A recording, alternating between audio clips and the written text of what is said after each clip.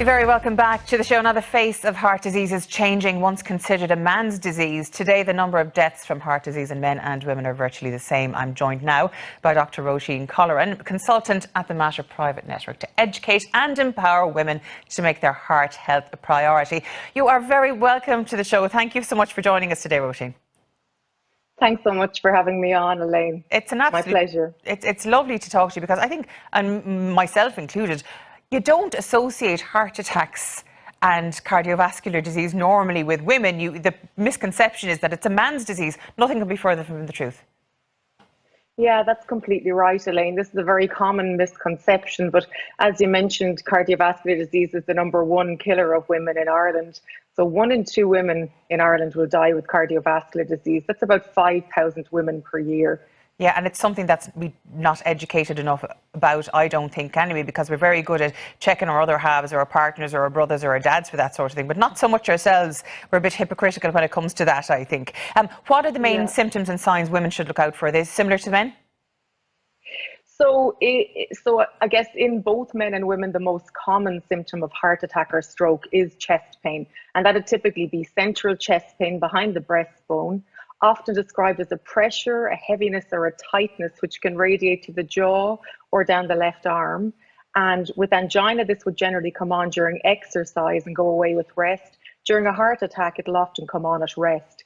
But in women, like you mentioned, symptoms can be different to men in that they can be more subtle. So more women are likely to get unusual symptoms such as pain in the stomach or pain in the shoulder, or maybe no pain at all, but shortness of breath or indigestion, nausea, vomiting, or extreme fatigue when they're having a heart attack. And this can cause a delay in diagnosis, often because women don't recognize the symptoms themselves and don't present to a doctor. Yeah, and when we talk about heart attack, I mean, heart attack and stroke are they're quite often linked, I think, in the whole realm of cardiovascular disease, because it can affect everybody. But what are the risk factors for people? We all know smoking is a risk factor. What else is out there? So that's a great question, because about 80 to 90% of cardiovascular disease is actually preventable by managing or controlling risk factors. So common to both men and women, there are certain risk factors we can't do anything about. So unfortunately, age and family history we're stuck with. But there are a lot of risk factors that are modifiable, and they would include, like you say, smoking, being overweight, excess alcohol consumption, and then risk factors such as high blood pressure, high cholesterol, or diabetes. Then in women, there are some specific risk factors that we need to look out for. And any woman who's had a history during pregnancy of high blood pressure, diabetes, or preeclampsia, any woman with polycystic ovarian syndrome, and postmenopausal women are also at higher risk of cardiovascular disease. Great, that's great to know, because I'll have to be checking myself out soon now, listening to all of that, because it is scary. And is there any age you should be more mindful of looking after yourself if you're a female? So I guess it's recommended that really from about the age of 20, we should be having our blood pressure and cholesterol checked in the absence of any risk factors. And cholesterol should be checked about once every 5 years thereafter, assuming it's normal. If it's borderline or abnormal, it should be more frequently. And then blood pressure about every 2 years, unless it's borderline or abnormal. Certainly, as I say, post-menopause, women are at higher risk, and certainly from the age of 50, women should be routinely being screened for cardiovascular disease. Yeah.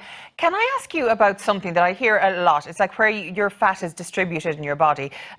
Is it true that if you carry fat around your middle, you're more likely to have cardiovascular disease? Because I know a lot of people who've been diagnosed as skinny fat. They're really thin people, but they have a lot of visceral fat, which is that fat around your organs, which you wouldn't know by looking at them. So it can be quite difficult to judge by looking at somebody.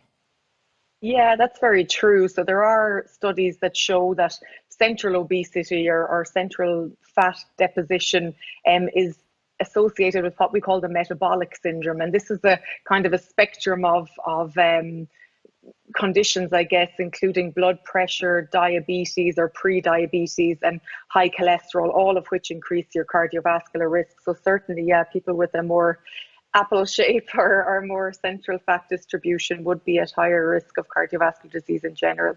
And just because you look thin doesn't mean you're out of the woods either. Well, that's true. Yeah, exactly. We often see very high cholesterol levels or blood pressure levels in thin people, but of course, these things are more common in people who are overweight. Okay, once you are diagnosed, though, how do you treat it? So, in the setting of a heart attack or angina, we would often need to implant stents or in the coronary artery. So this is a little metal scaffold, a bit like a spring of a pen, except much smaller, a few millimeters in diameter. And this can be implanted through an artery in the wrist. And it goes into the blocked or narrowed area to restore the normal diameter of the artery and restore normal blood flow to the heart muscle supplied by that artery. Any patient, though, regardless of whether they need a stent or not, we will be very strict with cardiovascular risk factor control. So any patient that we know has narrowings in the arteries or plaque buildup or deposit, and this can be anywhere, the heart, the blood vessels in the neck or in the legs, we will start aspirin and a cholesterol tablet and pay strict attention to cardiovascular risk factor control. So you're talking about diet and exercise is a huge factor as well, I would imagine. That's definitely a huge component, yeah. Yeah. And what about an aspirin a day keeps the heart attack away? What's the truth to that?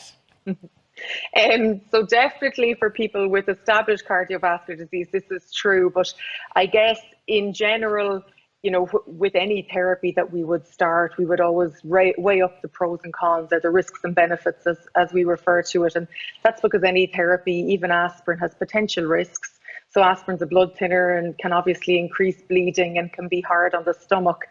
So we will really only recommend it. It's really only proven to be beneficial in patients with established cardiovascular disease or very high risk of cardiovascular disease. In the general population, you know, in patients without any of these conditions, the risks would outweigh the benefits. So we don't recommend it for everybody. Yeah. So if anyone's at home that might have questions or queries, what's the best route for them? So there are a lot of very good online resources. So CRE, which is a heart charity in Galway, www.cre.ie has great resources. The Irish Heart Foundation, again, information regarding cardiovascular risk factors and how to reduce them. And then websites such as the American Heart Association have a lot of patient-friendly information in layman's language. And that's very easy to follow. Well, Róisín, thank you so much for joining us today. Dr. Róisín Colleran, who has been discussing heart disease awareness for women. Thank you so much. Thanks so much.